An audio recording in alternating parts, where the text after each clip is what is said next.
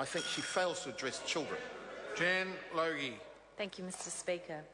I'd like to now talk to the title of the bill, which is Social Security Youth Support Work Focus Amendment Bill, and to take us back in time a little bit to actually look at what the original Social Security Bill was about, so that we have a bit more a sense of the context of this.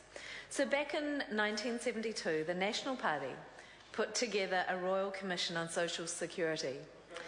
And this commission, after extensive thinking and consultation, advocated that as a country we moved from security to welfare. To quote them, to ensure that everyone is able to enjoy a standard of living much like that of the rest of the community.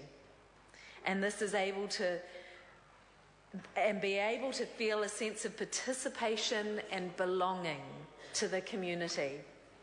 In their thinking, there was a need to shift from the very basic safety net against unforeseen or unavoidable misfortune. It was to be an agency, welfare was to be an agency for the promotion of the welfare of every one of our citizens. And while I can hear the opposition saying we just want to go back in time, it's not true. I would note that this bill and the previous Future Focus bill, it has been the government who's been regressing even further back in time, almost back to the 50s. It harks back to me of a time when single mothers were scorned and put under undue economic pressure to stay in bad relationships. A time when women who dared to speak up were slapped right back down again.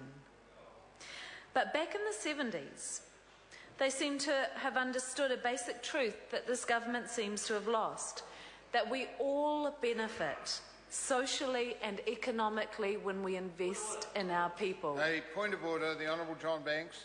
The standing orders not relevant and reading from a text. Well, it is the presiding officer's prerogative to make those calls. And and the reason for that, and the Standing Orders Select Committee made it quite clear that such mechanisms can be used to interrupt a speech. So it is the prerogative of the presiding officer. Okay. Jan Logie. And we've got recent research that backs this up. So the University of Otago research just published this year in the Social Science and Medicine investigated the impacts of family poverty on children up to the ages of 10 and how this reflected in later life.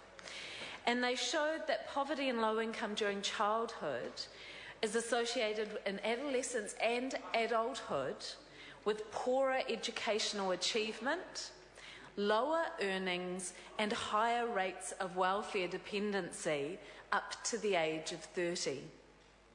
The results held true even when a range of childhood and other family factors were taken into account.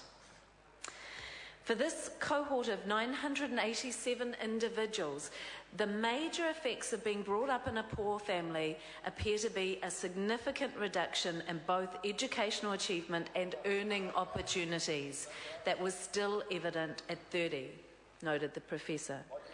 So in contrast, the children of the families who earned in the top 25% of income earners were more likely to leave school with high qualifications, more likely to go to university and have higher incomes. These results reflect a wide range of other international studies demonstrating the impact of childhood poverty on later life outcomes.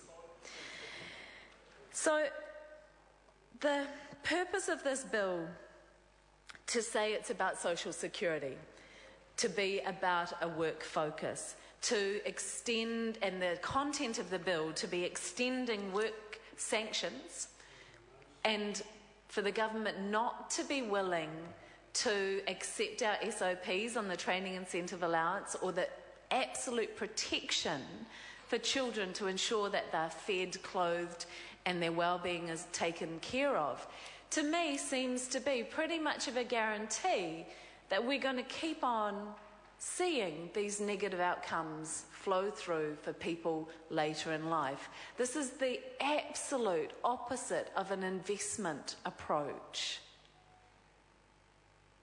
We're introducing a deficit analysis and approach to our young people. This government's approach, there's a willful ignorance of the need for money to function in our society. The only mention of financial support in this bill is the preference not to provide it. We don't want anyone stuck on a benefit. In fact, we absolutely believe that most people want to work and contribute. Whether, Mr. Chair. All right, Mr. Dr. Chair. Rajan Prasad. Thank you, Mr. Chairman. I don't know what to